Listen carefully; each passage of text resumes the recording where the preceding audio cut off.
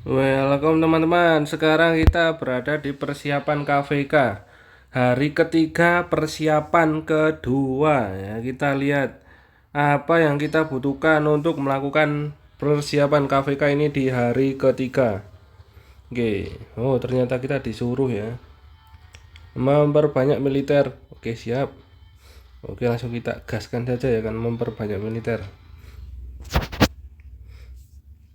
Langsung kita siapkan saja semuanya. Kita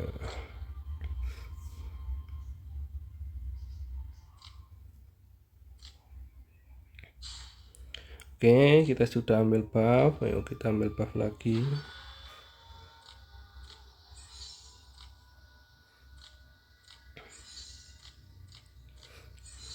Oke, langsung kita mulai saja teman-teman ya.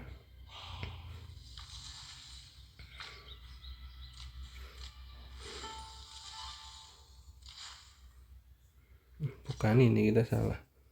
Nah, ini loh.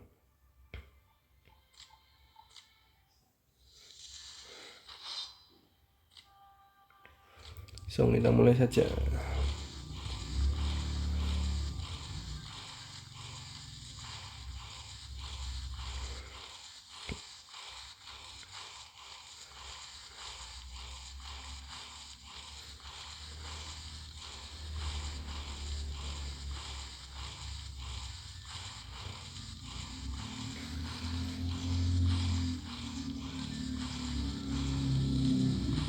Oke, ternyata sudah selesai teman-teman. Terima kasih. Ini kok nggak hilang. Nah, ini ya. Karena sudah selesai, kita coba ya. Kita lihat gitu, berapa yang kita dapatkan. Lumayan kita mendapatkan beberapa token ya. Oh ya teman-teman, ini saran untuk tips ya. Untuk player gratisan, jangan pernah langsung mengantarkan untuk hari pertama atau hari ketiga. Jadi dikumpulkan saja sampai hari terakhir. Jadi terakhir baru kalian akan menggunakan yang namanya lonceng ini ya. Ini tips saja ya untuk kalian yang player gratisan. Kalau kalian yang top up mah terserah. Tapi untuk player gratisan sebaiknya dipikir-pikir kembali.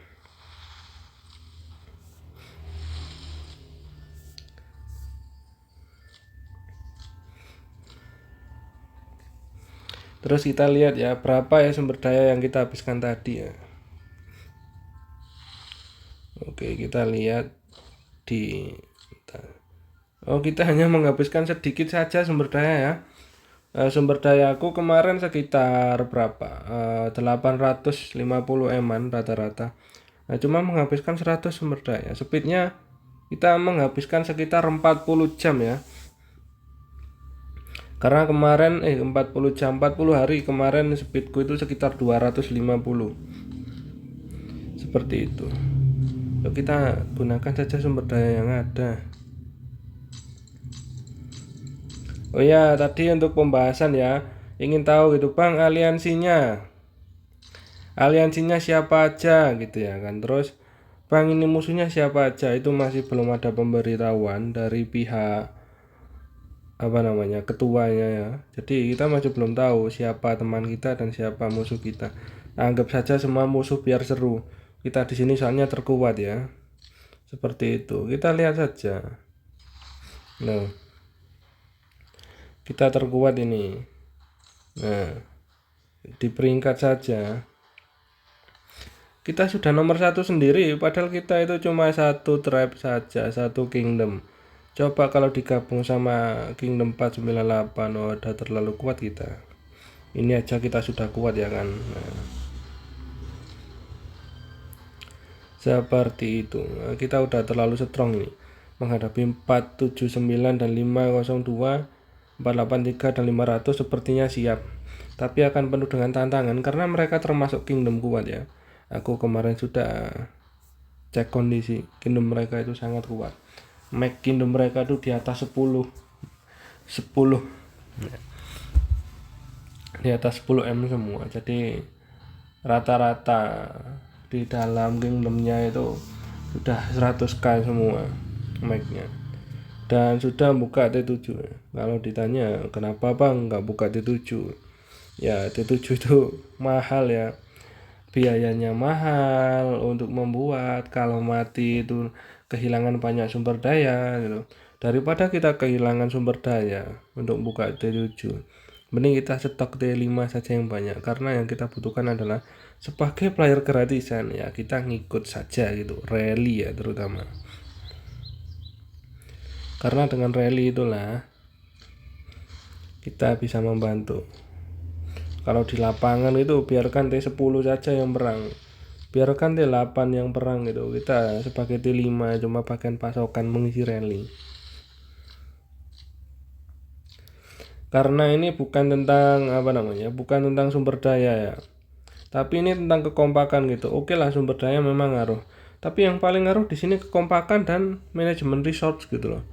Kadang itu perang-perang kemarin lawan 463 460 itu KVK 4 itu dia termasuk kingdom kuat, tapi mereka tetap kalah meskipun mereka punya Kraken ya yang make-nya sampai 500 juta sama 350 juta ya, mereka tetap kalah karena mereka tidak kompak gitu.